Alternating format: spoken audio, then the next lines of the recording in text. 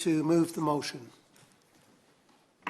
Thank you, Mr. Chairman. It is a pleasure to serve under your chairmanship and for allowing us. I thank you for allowing us the time to discuss this important issue. And did those feet in ancient time walk upon England's mountains green, or was the holy Lamb of God on England's pleasant pastures seen? Mr. Chairman, my choir singing days are long behind me, but this famous hymn and poem appropriately captures the idyllic nature of our beautiful nation.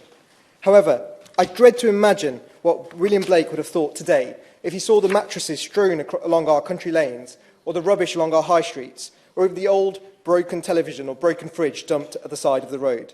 Because that is exactly what we are here to discuss today. The reason I asked for this debate is that I've been shocked by the level of littering and fly tipping, and I'm sure that every colleague will agree with me that this is a blight on our environment and undermines our communities. Yeah, I'll give it. For giving way and for securing this debate and making such a powerful opening to his speech. I absolutely agree that this is a blight to our society, but would he agree with me that we need a real structured and well-funded campaign by the government to really deal with preventing fly tipping? Well, I thank the honourable member for that intervention. I hope she'll be pleasantly surprised as I progress through my speech. So, we should all across this House be able to agree that we all ought to be able to enjoy wherever it is we call home, without the scourge of fly tipping scarring our landscape. In 2021 alone, there were over 1.1 million fly tipping incidents in England. That is over 129 a minute. That was a 16% increase on the year before. This crime, and it is a crime, feeds antisocial behaviour and can lead to serious environmental and public health damage, especially when it comes to things like medical waste being dumped. I'll give way. Can I thank the honourable member for giving me way for his opening speech? Let me congratulate you on that. But you touched on two issues which are right, actually. Not only does fly tipping obviously cause issues around the environment, but would he agree with me as well that there is also the cost to those local authorities that then have to actually pay to actually get that rubbish removed? And would he further agree with me that what we need are more preventative and deterrent mechanisms, such as potentially local authorities having services that actually will remove waste, and also having more CCTV so we could actually catch those offenders that are fly tipping? I thank the honourable member for that intervention. I worry that she's already seen a copy of my speech, and I'm sure she'll also be pleased in terms of what I call for throughout the speech. Fly tipping is indiscriminate in nature. In my constituency, for example, the north more urbanised parts also experience fly tipping as much as the southern, more rural areas. And the crime does have serious economic costs, with the total cost of fly tipping to the taxpayer estimated to be £400 million. And a number of large fly tipping incidents, or tipper lorry loads, as they're called, comprise 39,000 in total. And the cost of this clearance to local authorities just last year was £11.6 million. That was an increase from £10.9 million in 2019-20. But I also asked for this debate because I want to recognise the social damage of fly tipping. Because if levelling up is to mean anything, we require investment in our communities, whilst also instilling pride and empowering local organisations and our parish councils to have the ability to tackle fly tipping. Because there is nothing that says we don't care more than when we let communities descend into havens for fly tipping and their related antisocial behaviour, and ultimately this disenfranchises whole communities. Our communities need to know that we stand for them. That is why I stand here today, Mr. Chairman, calling for us to reinvigorate our war on fly tipping. At this stage, I want to take a moment to recognise the fantastic contribution by a number of organisations across my constituency who continuously remind me of the community spirit that protects our villages, our towns and our homes. In particular, I want to thank my parish councils who have continuously raised this issue with me, including Barston Parish Council, Hampton and Arden Parish Council, Castle Bromwich, Chadwick End, Tidbury Green, Dickens Heath, Balsall Common, Berkswell Parish Council, Catherine de Barnes Residents Association and Bicken Hill and Marston Green Parish Council. I also want to thank Clean and Green, the Knowles Society, the Balsall Common Litter Piggers, the Hampton and Arden Wombles and Love Solihull, who all took part and supported my Keep Meriden Tidy initiative last year. I want to thank the litter picking groups in Dorridge and the Marston Green Wombles and the many individuals up and down the constituency and the organisations who take time out and volunteer to make their villages and town centres a beautiful and safe place to live, work and play. These organisations and people need our support.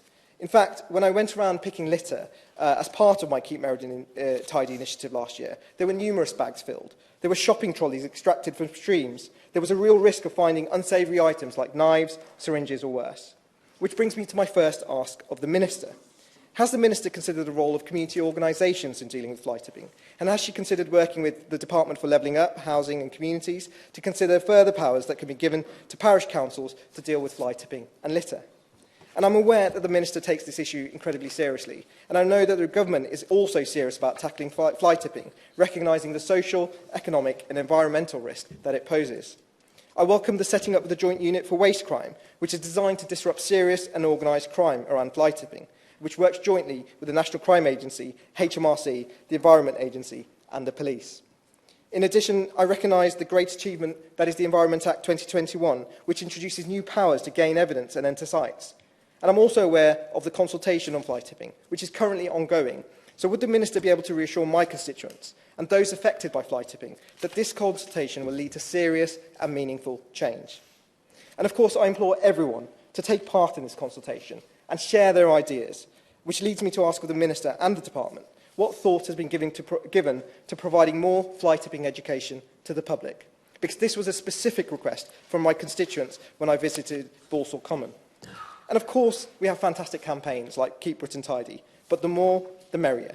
And it's why I will be embarking on another Keep Meriden Tidy, not least because we have the Commonwealth Games in my constituency, and with over 1 billion eyes descending on our beautiful region, I intend to play my part in keeping it that way.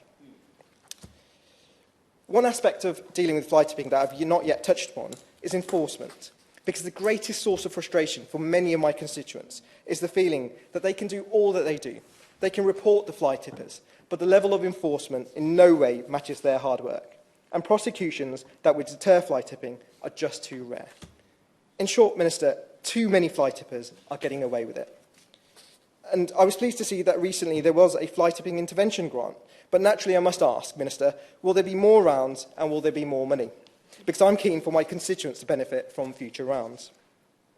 In addition, can the Minister confirm that she is talking to local councils or the relevant department so that local councils have the means to tackle fly tipping?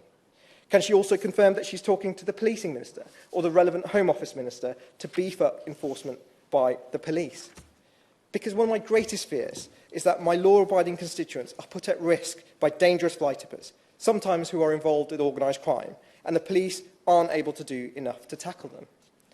For example, the farmers in my constituency are often at particular risk because by the very nature of rural areas, it takes longer to get police support. And they are particularly worried about confronting these criminals and the personal risk to them and their families if they do intervene. Now, of course, I understand that the government has many demands on its resources.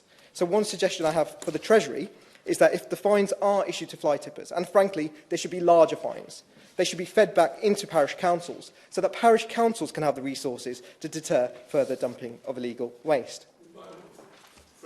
Absolutely. Can I thank you for this important debate and for his contribution? But does he recognise also one of the problems is that fly tipping on private land, like owned by Network Rail or the Highways Agency, we need a pressure from the government to put those agencies to clear up more quickly. The frustration for a lot of my constituents is that when asked Network Rail to clear up fly tipping, it takes me 3 months before I can get them to undertake that action. And that's where we also need some help from the government. I thank my honourable friend for that intervention. I think he makes a very valid point, and I'm sure the Minister will have taken note of that.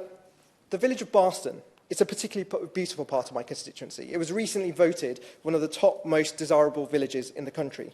The parish council there bought its own ANPR cameras, and they monitor who enters and who doesn't, with the data being shared with the police when fly tipping incidents occur.